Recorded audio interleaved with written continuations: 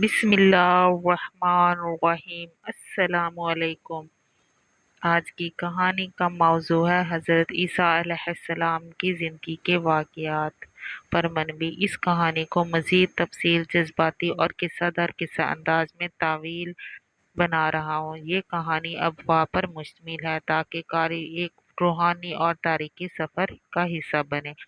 باب نمبر اول، مریم کی عبادت۔ قدیم فلسطین کی سرزمین پر ایک پاک باز اور نیک عورت حضرت مریم علیہ السلام بیت المقدس میں دن رات عبادت میں مشغول رہتی۔ وہ زکریا علیہ السلام کی سرپرستی میں پروان چڑھ رہی تھی۔ جب زکریا علیہ السلام ہر بار ان کی عبادت گاہ میں آتے، وہ دیکھتے کہ مریم کے پاس بے موسم کے پھل موجود ہوتے۔ وہ پوچھتے، مریم یہ کہاں سے آیا ہے؟ حضرت مریم جواب دیتی، یہ میرے رب کی طرف سے آیا ہے۔ یہی وہ وقت تھا جب رب کریم صلی اللہ علیہ وسلم نے ان کی پاک دامنی کو نبوت کے ایک عظیم راز کے لیے چنا۔ باب نمبر دو، فرشتے کی بشارت۔ ایک دن حضرت مریم خلوت میں تھی، عبادت میں مشغول۔ اچانک ایک روحانی پیکر ان کے سامنے ظاہر ہوا۔ وہ جبرائیل علیہ السلام تھے۔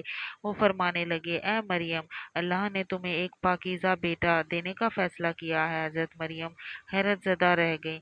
مجھے تو کسی مرد نے چھوا تک نہیں، بیٹا کیسے؟ حضرت جبرائیل علیہ السلام نے فرمایا، اللہ کہتا ہے جب میں کسی کام کا ارادہ کرتا ہوں تو میں کہہ دیتا ہوں، ہو جا تو وہ ہو جاتا ہے۔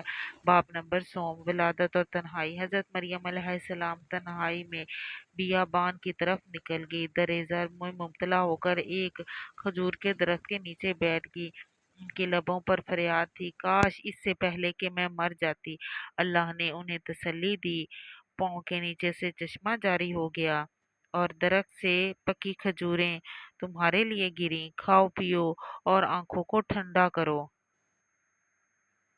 وہ اپنے نمودار بیٹے کو لے کر قوم کے سامنے آئی۔ لوگوں نے تانوں کی بوچھاڑ کر دی۔ حضرت مریم علیہ السلام نے اللہ کے حکم سے خاموشی اختیار کی۔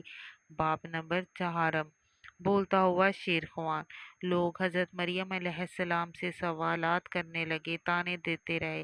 تب حضرت مریم نے حضرت عیسیٰ علیہ السلام کی طرف اشارہ کیا۔ وہ بول اٹھے، میں اللہ کا بندہ ہوں، اس نے مجھے کتاب دی، نبی بنایا اور مجھے بابرکت بنایا۔ جہاں کہیں بھی ہوں، یہ وہ پہلا معجزہ تھا جس نے سب کو حیرت میں ڈال دیا۔ باب نمبر پنجم، نبوت کی ابتدا۔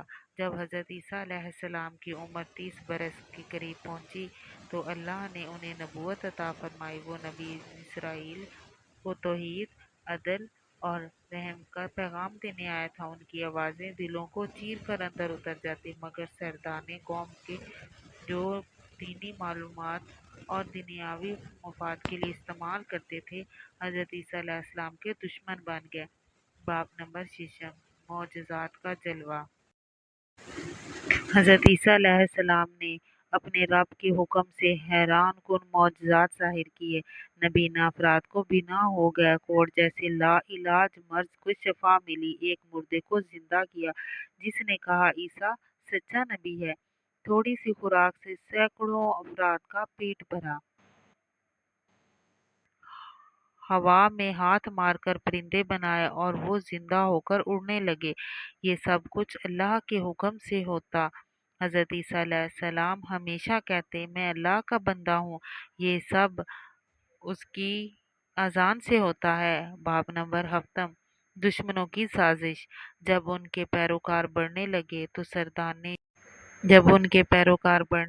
تو سردان یہود اور رومی حاکام گھبرانے لگے۔ انہوں نے حضرت عیسیٰ علیہ السلام کو قتل کرنے کی سازش کی، لیکن اللہ تعالیٰ نے نبی کو محفوظ رکھا۔ جس شخص نے حضرت عیسیٰ علیہ السلام کے ساتھ غداری کی، اللہ نے اسی کی شکل میں حضرت عیسیٰ جیسے بنا دی اور اسی کو صلیب پر چڑھا دیا گیا۔ باب ہشتم، عروج آسمان پر۔ اللہ تعالیٰ نے حضرت عیسیٰ علیہ السلام کو زندہ آسمان پر اٹھا لیا۔ مسلمان یقین رکھتے ہیں کہ وہ زندہ ہیں اور قیامت کے قریب دوبارہ زمین پر تشریف لائیں گے۔ باب نمبر نہم، آخری ظہور۔